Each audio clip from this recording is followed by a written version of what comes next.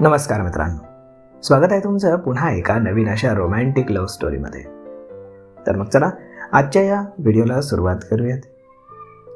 निशाला आपल्याकडून डिवोर्स हवा हे ऐकून तर साकेत एकदम बिथरलाच. आपण तिच्यावर एवढं प्रेम केलं याची तिला अजिबात जाणीव नाही हा विचार त्याला स्वस्थ बसू देत नव्हता. आता त्याला निशाचा भयंकर राग येऊ लागला होता. निशाच्या वागण्यावर तर त्याचा विश्वासच बसत नव्हता.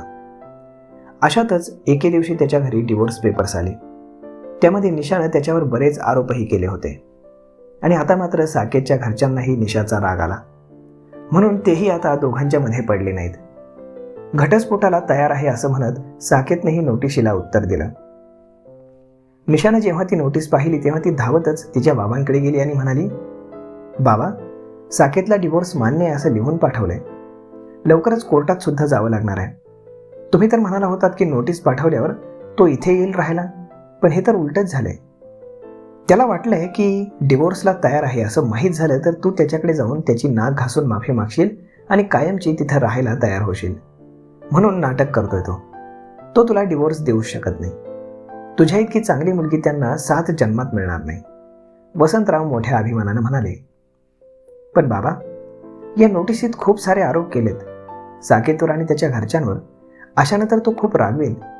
तुम्ही म्हणाला होतात की तुम्ही त्यांच्यावर काहीही आरोप करणार नाही, फक्त त्याला घाबरवून द्यायला नोटीस पाठवणार आहात म्हणून, निशा म्हणाली. तुला माझ्यावर विश्वास आहे ना? मी जे काही करतोय ते तुझ्या भल्यासाठीच बघ.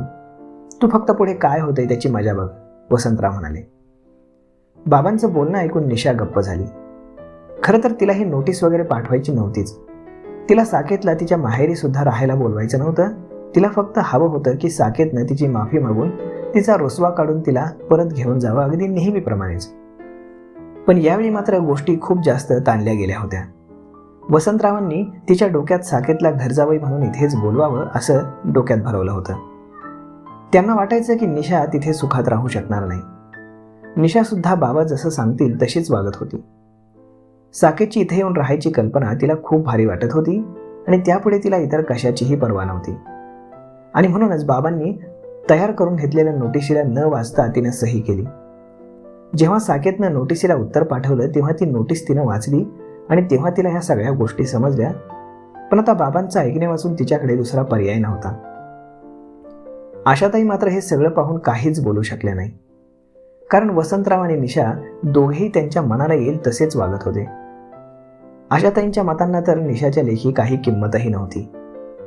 आशाताईंना कळून चुकलं होतं की हे वादळ निशाच्या संसाराला टिकू देणार नाही, पण बोलून काही फायदा नव्हता.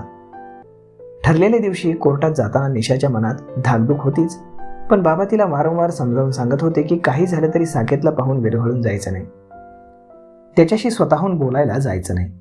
तो स्वतःच येईल आपल्याजवळ. हा डिवोर्स मला नकोय म्हणायला. निशा सुद्धा स्वतःच्या मनाला हेच समजावत होती. कोर्ट परिसरात गेल्यावर तिची नजर साकेतवर गेलीच.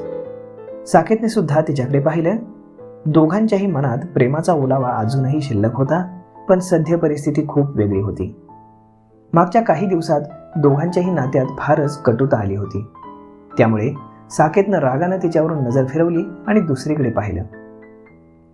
साकेतला पाहून निशाच्या मनात सुद्धा विचार आला की जाऊन त्याला मिठी मारावी, सगळे गैरसमज दूर करावेत. दोघांनीही कायम सोबत राहावं, पण तिचा अहंकार आणि साकेतकडून आपली गोष्ट म्हणून घेण्याची लालसा तिला असं करू देत नव्हती.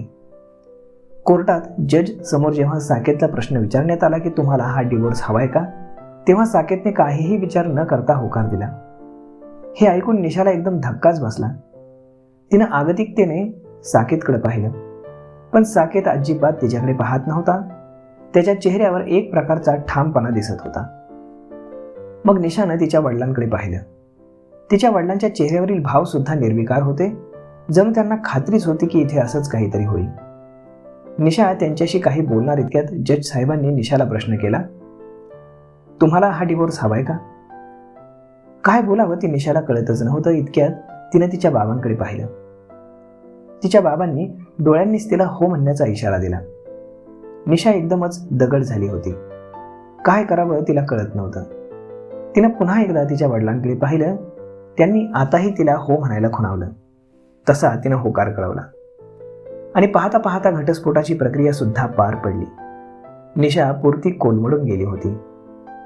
सगळं काही आटोपल्यावर जेव्हा निशा जायला तिच्या बाबांसोबत गाडीत बसली तेव्हा एकदमच तिला हुंदका दाटून आला.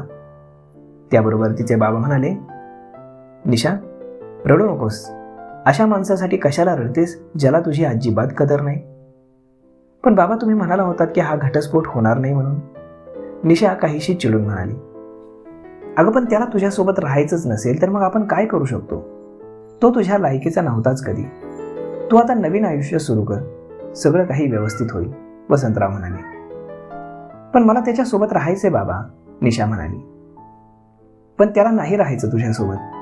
असं असतं तर त्यानं घटस्फोटाला होकार दिलाच नसता किंवा आपल्या इथे राहायला तयार झाला असता. पण त्यानं असं काहीच केलं नाही. त्याच्या मनात नव्हतंच असं काही. आणि म्हणून तू सुद्धा त्याचा फारसा विचार न करता नवीन आयुष्याला सुरुवात कर, वसंतराव निशाला समजावत म्हणाले. निशाला साकेतपासून वेगळं झाल्यानं खूप जास्त दुःख झालं होतं. पण तिला आता बाबांचंही म्हणणं हळूहळू पटू लागलं होतं. साकेतचं जर आपल्यावर खरंच प्रेम असतं तर साकेतने आपली अट मान्य केली असती असं तिलाही वाटू लागलं होतं. मनोमन ती साकेतवर चिडली सुद्धा होती. माझ्यासाठी तो एवढं सुद्धा करू शकला नाही याचं तिला वाईट वाटत होतं. आता हा घटस्फोट होऊन 5 वर्ष झाली. 5 वर्षांनंतर, बाबा, या दिवाळीत आपण घराला छान कलर देऊयात. मला माझ्या रूमसाठी थोडं फर्निचर सुद्धा घ्यायचंय, वृषाली म्हणाली. अगं, पण याची काय गरज आहे सगळ्यांची? 2 वर्ष आधी मी स्वतः तुमच्या रूमचं इंटिरियर केलं होतं, निशा म्हणाली. पण मला काही चेंजेस करायचेत, वृषाली म्हणाली. अगं, कर ना मग. तुला जे बदल करायचे ते कर, वसंतराव म्हणाले. आता मात्र निशा पुढे काहीच बोलली नाही.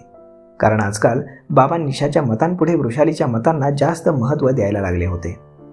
वृषाली ही निशांची बायको आणि वसंतरावांची सून होती. ती घरात लग्न करून आली तेव्हा निशाचं घरातील महत्त्व जरा जास्तच होतं आणि हे तिच्या लवकरच लक्षात आलं.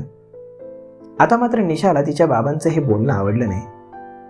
हे काय, आजकाल अनेकदा वृषाली घरातल्या बाबतीत स्वतःचं मत मांडते आणि बाबा सुद्धा कधी तिच्या कलानच घेतात. आजवर तर बाबा माझ्यापुढे कोणाचंही मत गृहीत धरायचं नाहीत. आणि आता या विचारानं निशा जरा अस्वस्थ होऊ लागली होती. याआधी निशांतनं सुद्धा कधीच आपलं म्हणणं डावललं नाही. मग ही वृषाली तर आत्ताच घरात आली आहे, तरी सुद्धा ही नेमकी आपल्या विरोधात बोलते असं निशाला वाटू लागलं होतं. निशांचंही नुकतंच लग्न झालं होतं. वृषाली सून बनून आली आणि इथेच तिच्यात आणि निशामध्ये वादाला सुरुवात झाली. घरात निशा म्हणेल तीच पूर्व दिशा अशी परिस्थिती होती. निशाच्या पुढे निशांचं सुद्धा काही चालायचं नाही. म्हणजे त्याचा स्वभावच मुळतः शांत होता. तो सहसा कुठल्याही गोष्टीला विरोध करायचा नाही. पण वृषालीच्या मात्र हे खूपच लवकर लक्षात आलं की घरात निशाचंच चालतं. निशाताईच्या समोर ना सासूबाई काही बोलतात ना निशांत. आणि वृषालीला हेच आवडत नव्हतं. म्हणून तिने सुरुवातीपासूनच घरच्यांचा स्वभाव ओळखायला सुरुवात केली. हळूहळू वृषाली निशाच्या लहान सहान गोष्टींना विरोध करायला लागली, पण सौम्य आणि गोड शब्दात. त्या उलट निशा मात्र लगेच चिडत असे. निशाची चिडचिड सगळ्यांच्या लक्षात यायची आणि त्या उलट वृषाली मात्र गोड बोलून काम काढून घेते हे मात्र सहसा कोणाच्याही लक्षात यायचं नाही. तर मग मित्रांनो, आता तुम्हाला काय वाटतं की पुढे काय होईल? कारण आता घरामध्ये आली आहे सूनबाई. तर मग हे पाहणं पुढच्या भागामध्ये फारच इंटरेस्टिंग असणार आहे. आपण भेटूयात पुढच्या एका नवीन व्हिडिओमध्ये. तोपर्यंत तुम्ही चॅनलला सबस्क्राईब करायला विसरू नका आणि व्हिडिओला देखील लाईक आणि शेअर करायला विसरू नका. धन्यवाद.